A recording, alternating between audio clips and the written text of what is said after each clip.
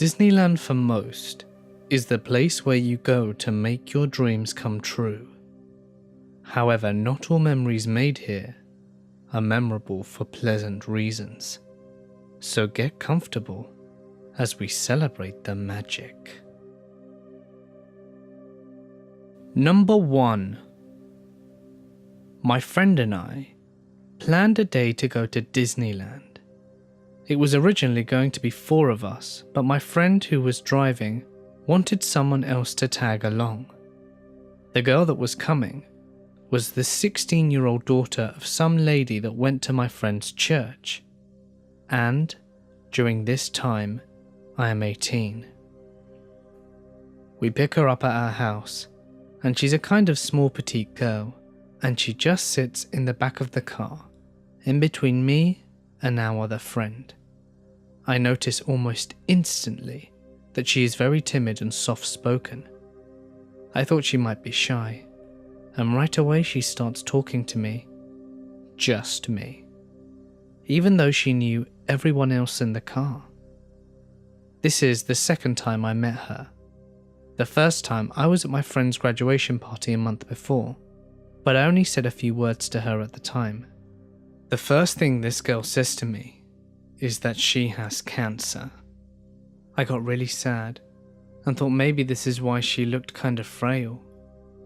She went on about how she's staying in a local hospital half the time and her doctors are really nice.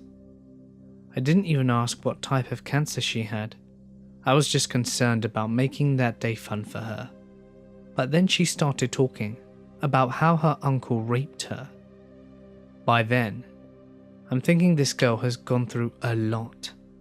But I was wondering why she was telling me all of this when she doesn't even know me.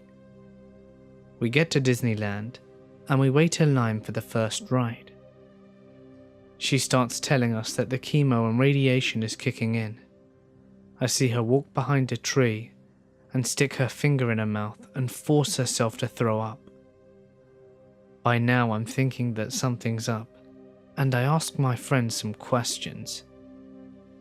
They tell me that she is a pathological liar. Okay, that would have been nice to tell me beforehand.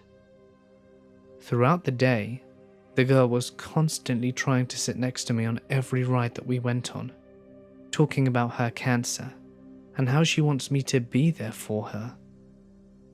She even pointed out a random stranger in the crowd and said that that was her uncle, and she hugged me to protect herself. A few hours later, she did the exact same thing and points to a completely different guy. We use the rest stop, and when I'm done I realize everyone else is still in the restroom except for her. She starts telling me that ever since the first time she met me, she knew that I was the one. She said that she felt this special connection to me and that I was her knight in shining armor. It really freaked me out. Later on, my friends tell me that the girl actually has a boyfriend. I couldn't believe it, but sure enough, I go on Facebook and see pictures of them together, and it says that she's in a relationship. What? Why is this girl saying all of these things to me while she has a boyfriend? I was getting quite creeped out by this point, and I wanted to leave. But more than anything, I wanted to catch her in her lie. I asked her why she still has hair if she's supposedly been going through all this chemo and radiation. She turns around, and I shit you not, she pulls out a chunk of her hair from her scalp and says, "See, I'm losing hair as we speak." This girl has issues. I ask her why she's flirting with me if she has a boyfriend, and told her that she was wrong. She immediately said that she was going to break up with him, and handed me the ring he gave her and told me to have it. On the way home, she opened my hand and handed me a thumbtack. I was thinking, what the hell? She said she wanted me to keep it because this is from her, and that's the thumbtack that she uses to cut herself with. I did not want to be holding that thing. I just wanted to finally be home. On a side note, During the day we were talking about the colleges that we were going to in the fall, and I mentioned the one that I was going to go to. This girl said that she would be going there when she goes to college. I thought she was lying again, but I found out from my friend that her dad works at the college and that she gets free tuition there. So that happened to be true, but of course everything else was a lie. 2 years later, I saw her at the school walking to class and tried to avoid her as much as I could. I did not want to go through all of that again. Number 2. This all took place in November of last year. I booked an entire trip in order to propose to my then girlfriend, flew us both out to Florida to go to Disney World, and the last concert of one of our favourite bands, Amberlin, and of course propose. I proposed in the Disney castle, and she said yes. Everything went well. We then took off next morning, Thanksgiving Day. On the way home, we connected through San Francisco. About 30 minutes into the flight, the captain comes on the intercom and announces that one of the engines wasn't depressurizing properly. We do a loop back to the airport, get unloaded into the terminal as we wait for another plane to be readied. When we got to the terminal, my now fiancée switched on her phone back from airplane mode, and within a minute, she had 10 plus voicemails from the same number, which she didn't know. Fearing the worst, we called the number without listening to any voicemails. I knew something was wrong as soon as she started to talk to them. Her face went blank, and she didn't say a word. I told her to give me the phone as she did. I asked who it was, and the voice I heard back just sounded dead. Absolutely no hint of emotion to it. All he said was, "I will kill you both as soon as you land in Seattle." I asked who he was again, and he just hung up. She said she had no idea who it was, and I certainly didn't know the voice. I called him back and he would answer, and he just repeated the time that we were landing. Little did he know that we were delayed. I used to work in telecom, and I pulled some strings to get a name and address for the phone number. Neither of us knew the name nor the address. She looked him up on Facebook, and she had one mutual friend with him, her ex-best friend. We will call her Karen. She was no longer friends with her, as they got wrapped up in heavy drug use and stole from my fiancé. We did a little more digging, and found out that he was the boyfriend of Karen's new best friend. My theory is that Karen saw all the posts that my fiancé was posting on social media about the trip and the engagement, and when she saw the great time that we were having, she was pissed, and wanted to piss on our parade. I didn't take it as a joke, however. A death threat is a death threat, and in my mind, as meth heads, they could follow through on a whim. I called him and talked over his ramblings. I told him that I was armed, I knew where he lived, and was not afraid to take action in my own hands. He hung up on me, so I called the Seattle area law enforcement, and they told me to call back on a non-holiday. So I called the emergency line, and they reiterated the same statement. We were on our own. We ended up flying in close to 9 hours after the original arrival time. Once we landed, we both had a single voicemail. Hers I assumed from the guy, and mine, I had no idea, as he hadn't been calling my phone.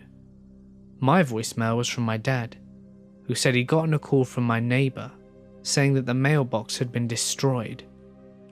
Looked like it had been hit by a car, and that the mail was stolen from it.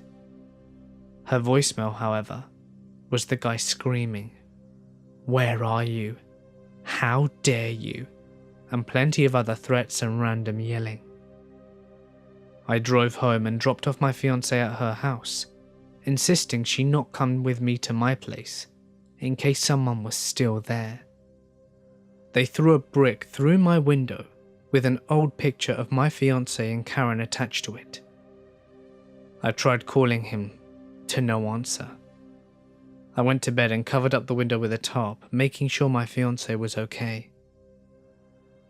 I filed a police report the next day and said I couldn't do anything without seeing them on my property. We blocked everyone involved on social media and went about our lives. I didn't hear from them for about 3 weeks, and then he sent me a picture of my fiancée working. I immediately called her and told her to go to the back of her work, a bubble tea shop. I then called mall security and explained the situation, but by the time they got to the food court where the picture was taken, he was obviously gone. At this point I was done messing around. I knew his address and swung by and dropped off a note attached to a critical defense .4 bullet, saying, "This is your last chance to leave her alone. This is your only warning." It's been almost 9 months now, and I haven't heard a word or seen them again. But for both our sakes, I sincerely hope not to meet you, Tyler. Number 3. I am currently a 14-year-old girl who was born and grew up in Hawaii, but I look more Hispanic than Hawaiian. I also have a horrible slur that sounds like I can hardly pronounce words. At the time I was around 8 and had reddish blonde hair which was horribly dyed and very unkempt. There were 5 of us on this trip. Me, my mother, Tawny, Travis, and my sister's boyfriend Jay. The actual story. When I went to California, my mum decided that we should go to a nearby swap meet in Orange County after we'd been to Disneyland. So at around 12 when we left Disneyland and took a creeper van to the place, it was not what I expected. It was a plain white building with some people lingering outside. And this is where I first saw him. He was a Hispanic male, fairly white skin tones, with black baggy pants and a white t-shirt that had stains everywhere. It looked as if it hadn't been washed in weeks. I paid no attention, as I was too busy fussing over the newly painted unicorn on my face. We left the car, and I was told to stay by my mother. Throughout the day, I kept seeing him.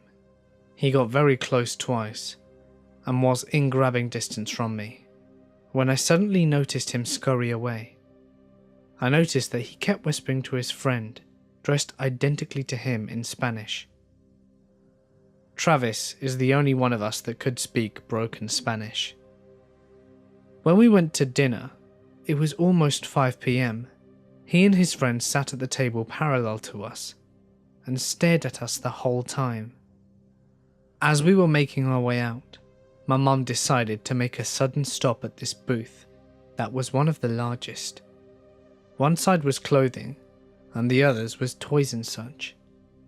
My mum let me go to look at the Pokemon cards that were on display about 10 feet away.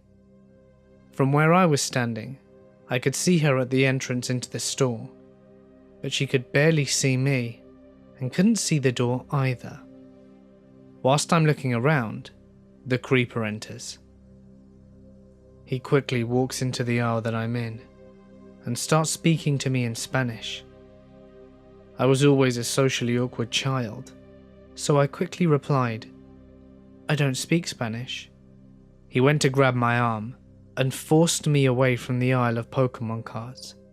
My mother always taught me to toss myself on the ground and scream and cry if anyone grabbed me, so that's exactly what I did. Travis came whipping around the corner and faced the man, and Jay blocked the exit. The creeper laughed and told Travis in Spanish something along the lines of, "This is my daughter. She's just throwing a fit, don't worry." Knowing what he said, Travis flipped his shit and grabbed the guy by the collar, and in clear English, "That's my sister," and shoved him into the rack and punched him. Jay quickly picked me up and ran out of the store, leaving the creeper in the store with a lot to think about. The next day, Jay and Travis returned because my Pokemon game wasn't working. We bought it about 3 minutes after entering the shop when nothing had happened, and I overheard him telling my mum the guy was standing out front of the swapper meet with a broken nose, and apparently flashed a gun at them as they were driving away. This story happened to me when I was 7. I'm 18 now. So my mother and I, my mother being a single mother, decided to travel to Paris from Finland to see Disneyland and the city itself. Disneyland was amazing, and I loved every second of it. But even though we had 2 days left at the park, my mother insisted that 2 days before we left, we spent it doing a few more cultural activities, which I personally wasn't too keen on, but she insisted. So we left Disneyland that day to visit the most famous sites in the city: the Louvre, the Arch, the grave of the unknown soldier, the Versailles, even though it's not really in Paris, and of course the Eiffel Tower. We saved the tower for last. I kept looking at my watch thinking that we may just have time to go on a few rides later that day. When we got to the tower itself, I insisted on looking around various small souvenir carriages. I ran off to look at the stands without my mum, and after about 15 or 20 minutes of looking around different versions of the same Eiffel Tower keychain, I noticed that she was nowhere to be found. Initially, I wasn't too shaken up, since I'm sure my mother was sitting somewhere keeping an eye on me in the way she always did. I decided to walk a few more stands closer to the tower itself, and after a few minutes, I did a 360 look around to try and see if I could locate where she was, but to no avail. At this point I had started to panic. Being a tiny Finnish boy in a foreign country, and with no understanding of French and barely any English, I grew only more anxious and scared of my situation. This is where the story gets creepy. Whilst walking around aimlessly and scared, trying to find my mother, I see a tall guy staring right at me, maybe 20 meters away, doing the finger gesture, suggesting for me to come closer to him. I was quite creeped out and decided to turn around and walk away. Perhaps I'd be able to locate my mother. The next set of consequences I will never forget, and have possibly been the scariest moments of my life. From nowhere, I see a long dark shadow in the ground, and I get a very uneasy feeling from the bottom of my stomach. I turn around to see the same guy standing behind me, with a huge grin on his face. He then proceeds to say something in French, but I stand there paralyzed by fear. He then says something to me in English, with a very thick accent. "Follow me, little blonde boy." Now, like I said, I didn't really speak English at the time, but from watching plenty of American cartoons and movies with subtitles, I understood that. The man tries to reach out for me, but I start running from my life. I kept screaming for my mother, when out of nowhere, she appears, the man still running towards me as I run into her arms. My mother quickly asks me if I'm alright and what happened. I hastily explain my encounter and we both turn around so that I can point him out to her. But the man has literally vanished into thin air. The thing is, when he confronted me, we were nowhere near any buildings or vendor carriages, and the tourist crowds weren't awfully large either. After comforting me for a minute, my mum explained to me that she had to go buy a bottle of water from a vendor, and had tried looking for me afterwards. Safe to say, my mother stayed by my side for the rest of the trip, and didn't let me out of her sight again. I had several years to rethink the whole situation I was in. I still think to this day that I could have possibly been kidnapped.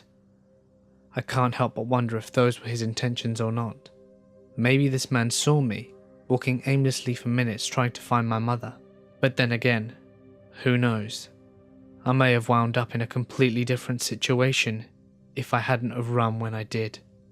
Nevertheless, This incident has easily been the creepiest encounter of my whole life. Number 5. I worked at Walt Disney World for 4 years. Most days, I looked something like this.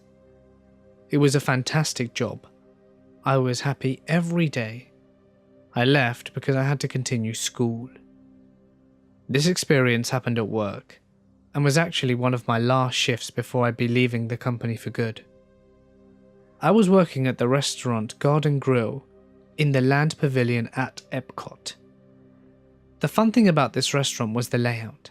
There were 2 stories of the restaurant, and to further complete our rotation, you would complete one layer, go up or down the stairs, complete the other layer, and then go up or down the stairs again.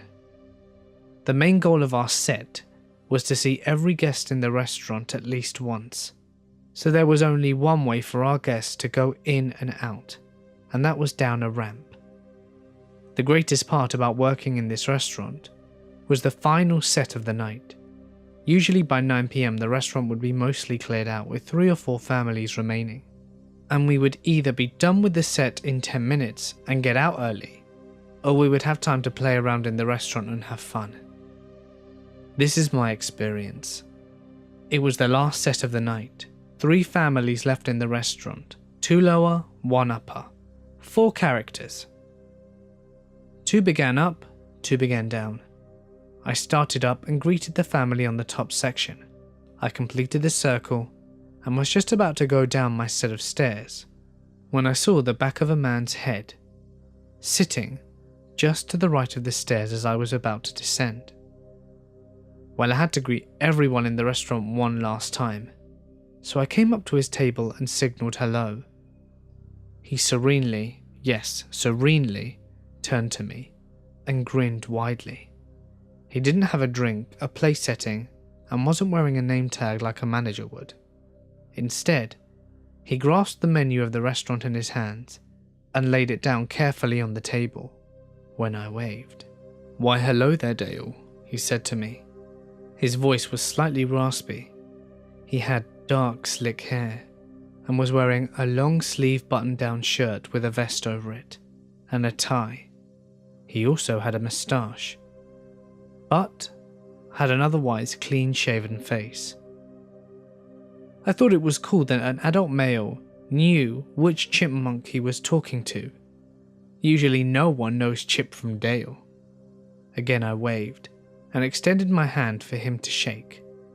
He gave me a firm handshake. I pointed to the menu and rubbed my stomach and held my arms out in a question mark position, asking, "Are you hungry?" It's odd because it looked like he had just been seated for dinner, but the restaurant would be closing in 15 minutes and stopped seating guests about 30 minutes ago. The man laughed and shook his head. "Oh no, nothing for me today, Dale." I nodded and glanced over the railing to see if any other families or any other characters were in my view. None were. He spoke to me again. "I'm just here to check up on things, see how things are going." I looked back at him, a little confused. I didn't react much because I started feeling strange. The man put the menu aside again and touched my arm. Through the fur, I felt static and a swift feeling of pride. "Go say hi to the children down there. The restaurant is closing." Again, I nodded and gave him a salute. But before I moved to go down the stairs, I signalled to him. I pointed at my chest and put my finger to the table. "I'll be back." He nodded. "All right, Dale."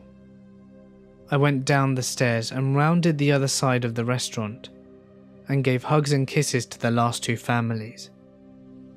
All the other characters were already inside, done for the night. My captain, the character manager for the night, said, "Found you, Dale," took me by the arm and went to guide me back inside. I gave her the 1-second sign and ran back to the other side of the restaurant to find the man again. But no one was up there. The menu was still in the middle of the table instead of being tucked behind the napkin holder, but the chair had been pushed in. No one had walked out behind me whilst I was on the other side with the families. It's impossible. And the only other way out was through a door that leads to the kitchen and into the backstage area. But the man wasn't wearing a Disney costume, nor did he have a name tag on. I went through the backstage door and rejoined my fellow cast members upstairs. The instant I was up there, I brought up the man. I was greeted with, "What man? The dad with the kids?" Head shaking. When I went home that night, I reflected. I truly believed this was a paranormal experience. And at first, I thought I had met Walt Disney himself. However, I would have recognized him surely, and Walt never actually saw Epcot, which led me to believe I met an Imagineer, or some other sort of operator. It boggles me, because I knew something didn't feel right when I was interacting with him. He interpreted my pantomime too well, and knew the difference between Chip and Dale. Every now and then I start looking into Disney's past, looking through photos in the hopes I might recognize someone, but no luck yet. But his image is certainly burned into my memory. I always make a point now when I'm on Disney vacation to visit the land, and hang out there for a while, waiting to catch a glimpse of the man. For some reason or another, I feel like I will see him again. Number 6. This story takes place on a magical holiday. Me and my family had gone to Disneyland to celebrate my parents' anniversary. We went on Friday and stayed in this cute hotel and explored the park. Saturday afternoon, we had just eaten pizza and continued walking in the park. There was a labyrinth as an attraction, themed Alice in Wonderland. My sister was still pretty young, and she stayed with my parents and my uncle. As I was 14, I went ahead. There were loads of people, all following the same direction, so it was easy to know where to go to find the exit. There were a few corners and turns here and there, but almost no one went in them. I'm walking way ahead of my family now, and I can't see them anymore, and they can't see me either, when suddenly, a woman appears before me. She's small, has dark tinted skin, and she starts following me, and then talking to me. First she speaks English, but at the time I could only speak a little English. She sees I don't understand, so switches to German, French, and then Spanish. Now I can speak Spanish, and happy to finally be able to understand her, I reply, "See?" So she tells me that she knows the way out. I'm hesitating. There's something really off with the way she keeps smiling at me. It's a weird smile. And she keeps looking around anxiously. But I'm also curious, so I ask her which way. She gestures behind me, to a completely empty part of the labyrinth. And when I try to say that we should maybe just follow the people, and that my family is somewhere behind me, and start backing away, she moves quickly, grabs my arm and starts pulling me with her. I'm struggling. She's strong, and she says that she knows a better route, a shorter one. My mum appears around the corner, so I jerk myself free and throw myself into her arms. The woman then mumbles something and quickly walks away in the opposite direction that she was pulling me. To this day, I still wonder what would have happened with me had my mum not appeared the second that she did, and had the woman been able to drag me with her. Number 7.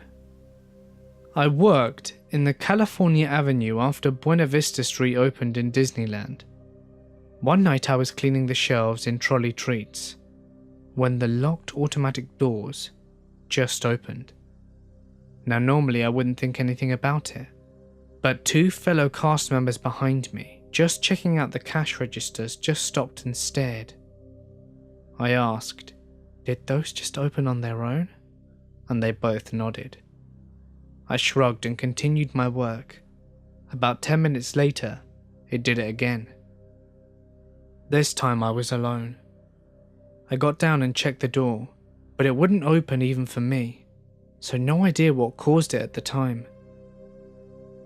I mentioned this to my lead, who told me that the whole Trolley Treat side and the old Burbank ice cream shop were haunted by a little girl who died in the parking lot when the DCA wasn't even a dream.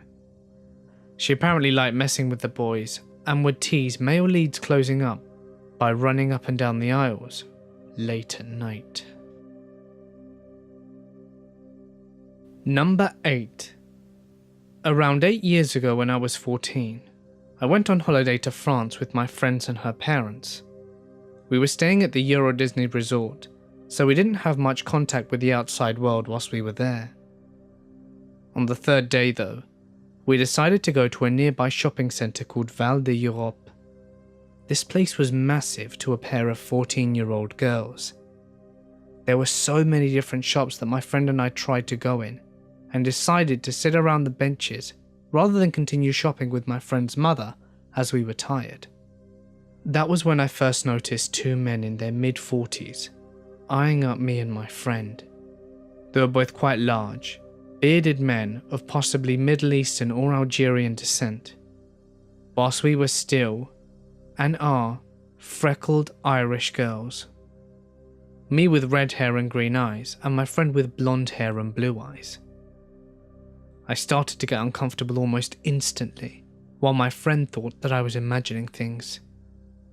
I could see the men whispering and staring at us, and they started getting closer and closer, eventually sitting in the area where we were in. At this point I asked my friend if we could move to the next set of benches. As we leave, the men start to follow, confirming my suspicions.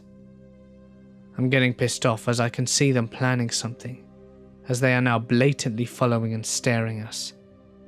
Being in a foreign country, I was even more on edge and didn't even know my surroundings or speak French that well. So I knew I was helpless if anything happened. Anyway, this went on for another 20 minutes or so, then following as we moved away. I had enough and was really freaked out, so we went to find my mum and told her what was happening. Meanwhile, they had followed us to the shop and noticed who we were talking to. We thought that would be the end of it, but they actually went up to my friend's mother and asked her for information about us and if they could take us out. Needless to say, she was more assertive than we could be, and they backed off. I clung to my friend's mother for the rest of the time there, but they still followed us around from shop to shop until we left. While they never actually laid a finger of us or spoke directly to us, the idea of what their intentions were with two 14-year-old girls still freaks me out. Hey guys, it's Mort here, and thank you so much for listening. As the vast majority of you requested longer videos, I'm going to start trying to make them longer. Also, how many of you guys have never been to Disneyland? Just out of curiosity. Please remember that if any of you have had creepy or unpleasant experiences which you would like to share, let me know in the comment section below, or feel free to send it to my email for a chance to have it featured in a future video. If you enjoyed the video, please let me and everyone else know by smashing that like button and dropping a comment with your thoughts. Or Walt Disney will haunt your dreams. You can also follow me on Instagram and Twitter at The Mortis Media for some secret stuff that you won't find anywhere else. But anyway, for now guys, I'm going to sign off. Stay awesome, and I'll see you in the next one.